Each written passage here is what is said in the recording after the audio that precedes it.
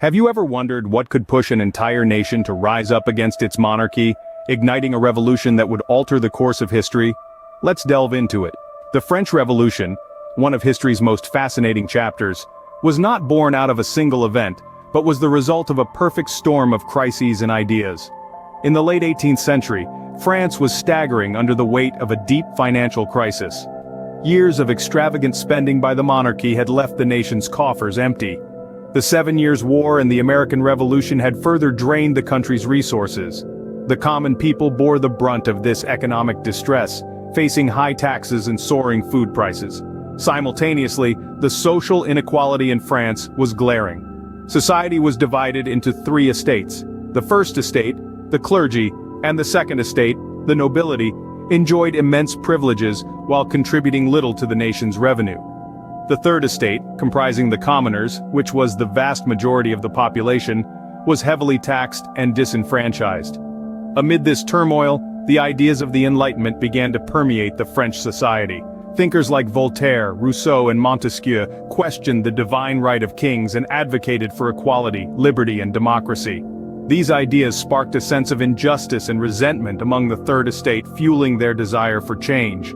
In 1789, King Louis XVI, in a desperate attempt to resolve the financial crisis, convened the Estates General, a legislative body representing all three estates. However, the voting system favored the first two estates, causing further dissatisfaction among the Third Estate. In response, they formed the National Assembly, proclaiming themselves the true representatives of the people.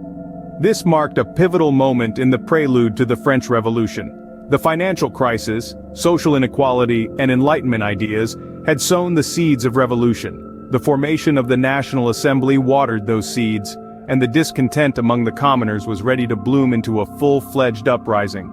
The stage was set, the actors in place, and the French Revolution was about to begin. On July 14, 1789, a symbol of royal tyranny fell. The Bastille, a grim fortress in Paris, was stormed by the people. This mammoth structure, a stark reminder of the king's absolute power, was more than just a prison. To the citizens of Paris it was a symbol, a physical embodiment of the monarchy's stranglehold on their lives. The day was hot and tense. Parisians, filled with a sense of urgency and desperation, massed around the Bastille. Their aim? To seize the weapons stored within its cold stone walls. The fortress was not taken without a fight. The governor, Bernard-René Delaunay, and his men resisted, but the people's resolve was unyielding. The storming of the Bastille was more than a battle. It was a statement. A declaration that the people would no longer tolerate the injustices of the monarchy. The fall of the Bastille marked the revolution's first act of defiance against the monarchy, sending shockwaves throughout France and beyond. From 1793 to 1794, France descended into a period of fear and violence known as the Reign of Terror. During this time, the country was governed not by a king but by a committee of public safety, led by a man who would become infamous in the annals of history, Maximilien Robespierre. Robespierre, a lawyer by trade, emerged as a key figure during the revolution. He was an eloquent speaker, a man of conviction, and a staunch advocate for the rights of the common people. But as the tide of revolution swelled, so too did Robespierre's influence and power. Under his leadership, the Committee of Public Safety took drastic measures to preserve the revolution and suppress counter-revolutionary activities. One of these measures was the widespread use of the guillotine, a device that became a chilling symbol of the Reign of Terror. It was swift, it was brutal, and it was used to execute thousands. Among those who met their end at the guillotine was none other than Louis XVI, the last king of France. His execution in January 1793 marked a point of no return for the revolution, signaling the end of centuries of monarchy and the beginning of a new, uncertain era. But as the revolution raged on, the line between justice and terror began to blur. The guillotine did not discriminate between the guilty and the innocent, between the powerful and the powerless. It claimed the lives of revolutionaries and counter-revolutionaries alike, and soon the streets of Paris ran red with the blood of the people. In the end, the Reign of Terror consumed even Robespierre himself. In a twist of irony, the man who had once wielded the guillotine with such fervor met his end by the very same instrument. His execution in July 1794 marked the end of the Reign of Terror. But as the dust settled and the blood was washed away, it became clear that the revolution was far from over. The Reign of Terror ended with the fall of Robespierre, but the revolution was far from over. In the revolution's aftermath, a new figure emerged from the chaos, promising stability and order: Napoleon Bonaparte.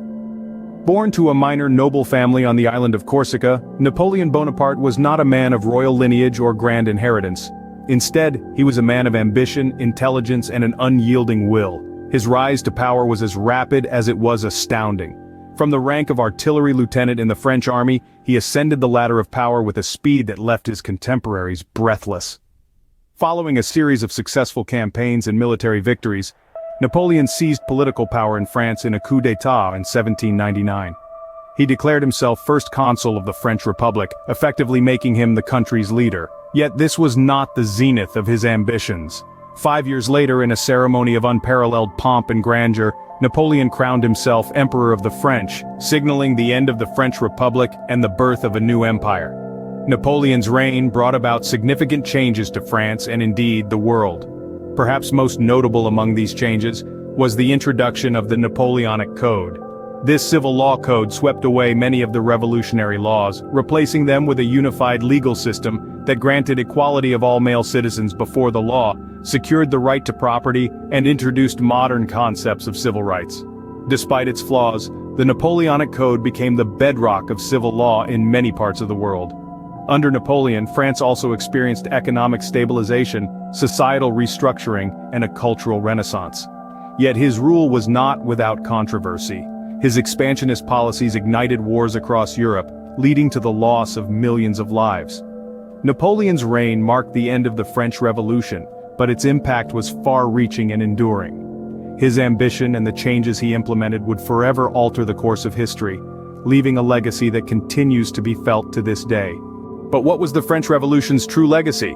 How did it shape the world we know today? The French Revolution was a seismic event that rocked the foundations of an ancient regime and forever changed the course of history. It signaled the end of absolute monarchy in France, a system that had held sway for centuries.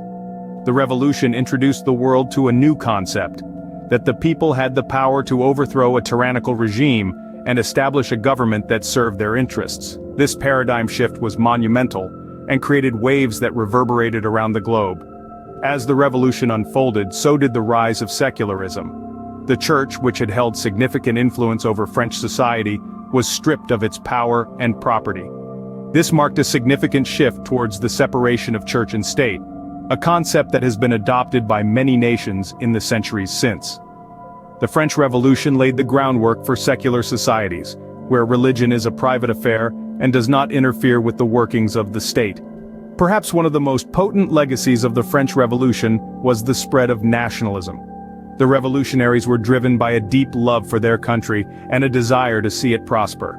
This sense of nationalism, a collective identity based on shared history, culture, and values, was a powerful force that united the people and propelled the revolution forward. This concept of nationalism spread like wildfire across the globe, inspiring other movements for change. The French Revolution was not just a period of intense upheaval and change in France.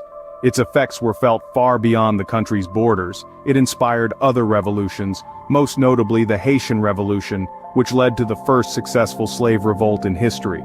It also influenced the movements for independence in Latin America and various social and political reforms across Europe. The French Revolution, a tumultuous period of change and upheaval, forever transformed France and left an indelible mark on world history.